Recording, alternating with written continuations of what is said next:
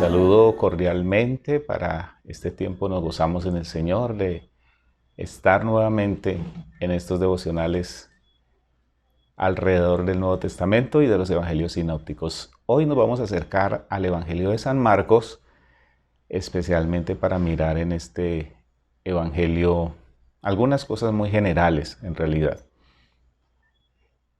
Lo primero que tenemos que decir es, bueno, ¿por qué empezamos con el Evangelio de San Marcos?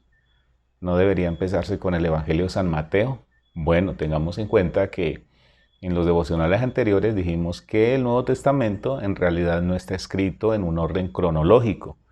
Si así fuera, y la mayoría de los investigadores y estudiosos de la palabra están de acuerdo que debería empezar con Primera de Tesalonicenses, que realmente fue el primer escrito, la primera carta que el apóstol Pablo envía a esta iglesia en Tesalónica, por allá un poquito después del año 50 después de Cristo. Y de tener en cuenta que en realidad son los escritos de Pablo los primeros que aparecen, pero que son unas correspondencias, unos mensajes, unas cartas que les envía el apóstol a las iglesias para fortalecerlas en su fe, y quien creyera cómo han sido de bendición para la iglesia en todos los tiempos, porque en realidad al recibir la edificación, la instrucción del apóstol Pablo, que de alguna manera se vuelve universal, son aceptadas dentro del canon bíblico.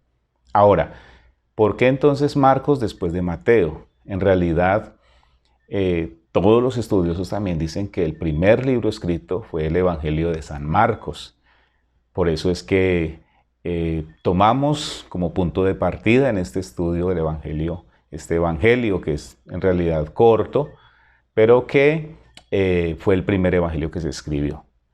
¿Quién es Marcos? Bueno, todos los escritores, estudiosos están de acuerdo que Marcos es este hombre que fue discípulo de Bernabé y que en algún momento también salió a unas giras misioneras acompañando a Pablo y Bernabé en distintos lugares, pero que por un momento, cuando hubo alguna discrepancia o cansancio, que se puede saber, Juan Marcos se retiró de estas giras misioneras, y entonces cuando ya quiso volver, el apóstol Pablo no quiso llevarlo, y allí se generó, digamos, una división entre Pablo y Bernabé. Así que Pablo coge por una ruta, Bernabé se va con otra, y allí va Marcos.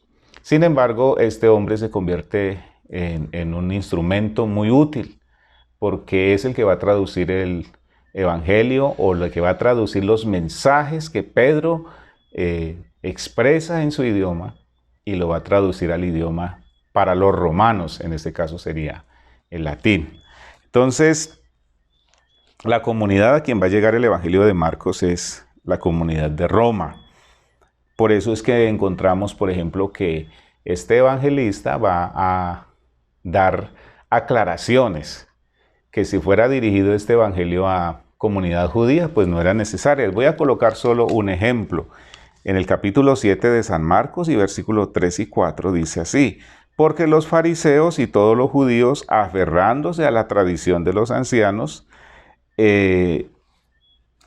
si muchas veces no se lavan las manos, no comen. Y volviendo de la plaza, si no se lavan, no comen.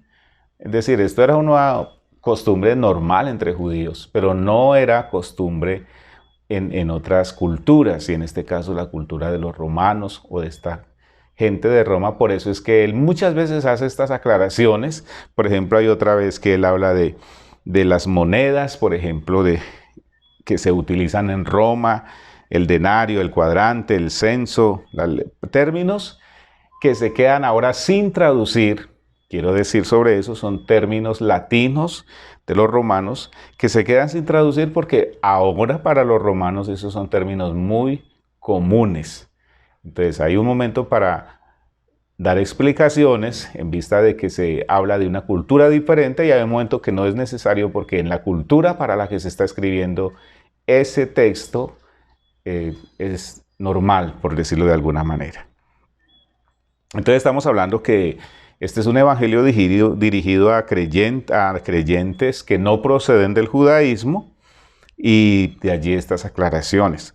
También debemos decir que este evangelio se escribe en un tiempo bastante complicado, ya lo hemos mencionado, y es cuando la crisis entre el año 66 y 70, no hay acuerdos en que se escribió antes del 70 o después del 70, pero fue en esa época o antes o después. Sin embargo, está marcada, recordemos, por la destrucción de Jerusalén, por la destrucción del segundo templo, que, donde Dios había prometido diciendo, la gloria de esta casa será mayor que la primera, y después del año 70 esa gloria o ese lugar que era privilegiado para el pueblo judío fue destruido, y desde allí el pueblo de Israel no ha vuelto a tener templo. Entonces es importante también tener en cuenta eso.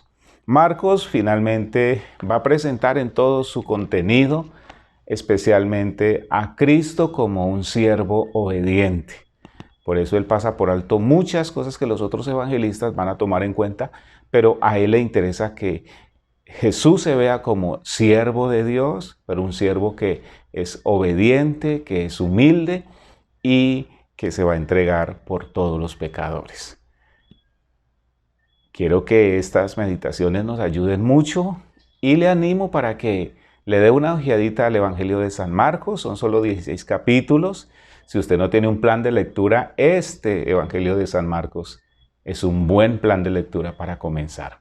Allí hay muchos milagros que se relatan, allí hay un lenguaje muy sencillo que se pueden comprender estos relatos, narraciones que hace el evangelista. Así que les animo que si todavía no tiene un plan, bueno, aquí hay una propuesta para un plan precioso de lectura de la palabra de Dios.